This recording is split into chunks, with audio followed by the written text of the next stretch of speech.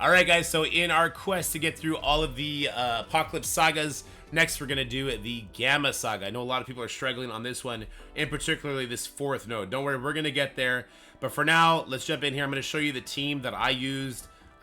We can talk about some substitutions, but I actually really like the 4-piece Hive Mind characters with Red Hulk here. Now, this team is quite large. Let's just get in game and we can show them from there. My Void Knight is level 95, gear tier 18, because I brought him to DD7 to help me get a Skrull. And my Red Hulk is level 95, not gear tier 18, because I plan on using him big with Apocalypse, but also that node 4 is really tough. And we're going to talk about different ways you can survive that. But all the nodes except for node 4 are really easy with your Hive Mind characters. Like, we just have so much more speed than them. If you have a big enough Void Knight and Red Goblin is giving him that extra damage, I believe it's 60%, we kind of snowball with Hive Mind. You can see how this is just kind of trivial, right? And that's basically how all the nodes start. Now, there's some nodes that are a little bit more less obvious who you want to throw that Void Knight ultimate on, but for the most part, it's basically like, who's going to stop you from doing what you want to do, right?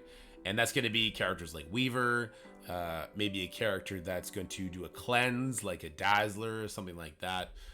So you see here, Weaver, unlike node 4, she doesn't have a symbiote or 29.9 with her, so I can go ahead and ability block her. And then from here, we just got to wait our turn. It's now our turn. We'll special on center mass with Red Hulk. We just pushed one person to 30%, and then we just pushed everybody else. And then from here, obviously, we're just going to take the reins. And Hive Mind are never going to look back. And this is why I really like the Hive Mind team here. I know Spider Society is really good. I know they can do similar things, but just not at the same level Hive Mind does with their speed bar shenanigans. So once again, this Carnage, Red Goblin, and Gwenom are all level 90, gear tier 17, which is the minimum you need to get in here. But there's no harm in bringing them bigger. This third node is also quite simple. Once we get in here, you'll see why.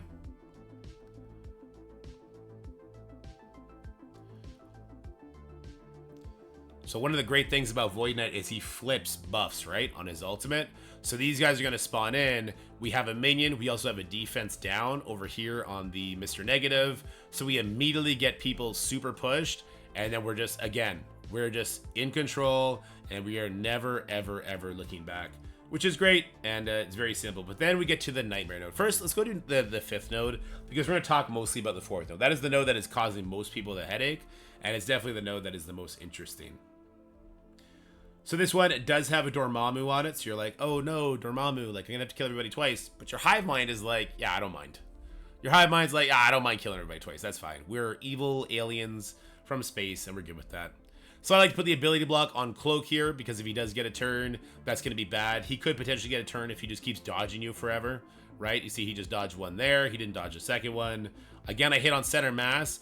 You could have absolutely targeted the Cloak to try and get that revive off him. Again, you can kind of reset this as much as you want, but I just prefer to do center mass damage, get lots of speed on my guys, and you can see, like, we never look back. Once again, our Red Goblin hasn't taken a turn yet. He now has offense up, heading into the final two waves, and it's just really easy. It is. The Hive Mind characters kind of trivialize this, which is what I expected, and that's why I'm glad I brought them. It does mean I'm taking extra brawlers, but hey, I'm actually okay with that. So let's get over to the node that, well, it's definitely the toughest, right? All right, so node 4, and this might be not the toughest, but the highest, like, build check in the Apocalypse Saga, because you do have to 3-star all of these to move on. The problem is, if you don't have a big Red Hulk, and you do have a big Hive Mind, which is going to be normal for a lot of people, the Gambit here ends up targeting your Red Hulk a lot. So you see here, Weaver went ahead and stunned the Red Hulk. That is an immediate reset, because now he's gotten low. There's a couple things you can do here to try and cheese it on a lower build. I did have somebody had a 3 yellow, 1 red star Red Hulk, and they beat this node, but it took them like a million resets. So what they did is they put their Red Hulk as a fortifier, and they kept resetting until the Spider-Man 2099 did not land the defense down on Red Hulk.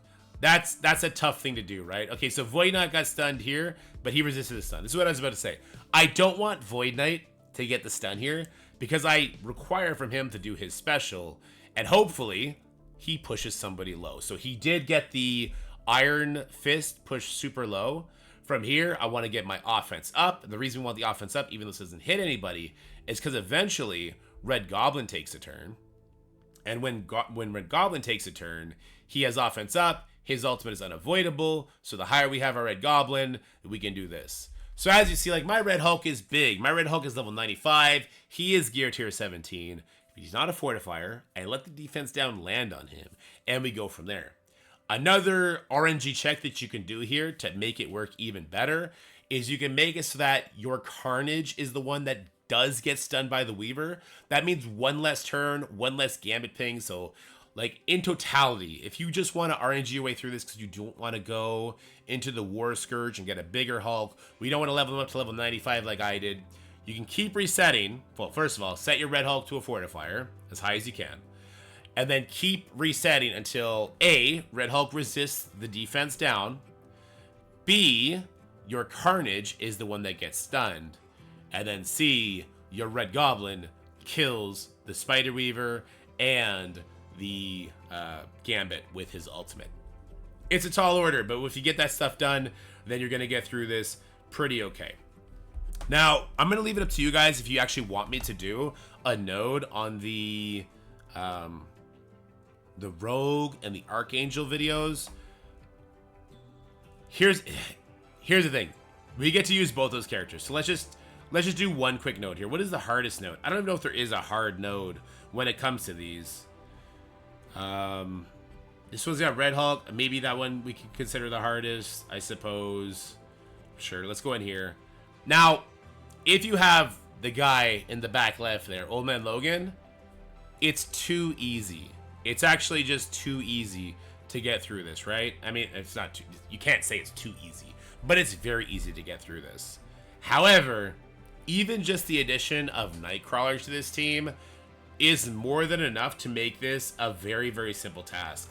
So, for what it's worth, a couple of these characters are a lot bigger. Actually, I think it's just the Nightcrawler's bigger. Yeah, I only brought Nightcrawler to gear tier 18 for Dark Dimension 7. I think the rest are actually exactly where they would need to be. 90, 90, 90, 90. Yeah, and then they're all gear tier 17. We do have diamonds, a couple of them, notably Sunspot and Gambit. But even just the addition of Nightcrawler, because he gets this on-spawn speed up and he gives you speed bar, completely rips this apart. Now, if you pair them with your extreme members, you know, your Gambit and your Sunspot, who's giving you offense up on spawn, it completely trivializes these nodes. So I don't want to make like a 16-minute long video for the two mutant sections if they're just going to be completely wasted. At the end of the day, Rogue, Archangel plus Nightcrawler could probably 3-man all these nodes. The next video I'll put out instead will be focusing on the actual Apocalypse Saga with the Apocalypse nodes. I hear that there's some people having some trouble with some of those Horseman nodes that you have to 3-star to move on to the highest difficulty. So maybe we'll go put our focus there. Anyway, guys, I hope these videos are helping you get your Apocalypse bigger and bigger and bigger. He's such a fun character. I'm so glad they made this change. And let's be real, if you're playing this right now in July when this change was first implemented, they basically had 2 events to try and help people get into these sagas faster. We had the Sword Satellite that gave us just a bunch of ISO crystals and ions. And then we also had this Pocket Dimension that gave us a bunch of ISO crystals and ions. So this is pretty exciting. Let me know how you guys are feeling right now about Marvel Strike Force in your mid-game experience. Have you got Apocalypse unlocked? Are you really, really enjoying it? Did this video help you at all? I look forward to reading your comments. But for now, stay happy, healthy, have fun. Talk to you later. Bye-bye. That's it for the video, guys. I hope you enjoyed it. If you did, make sure you like, share, and subscribe. Stay happy, healthy, have fun, and I'll see you in the next one.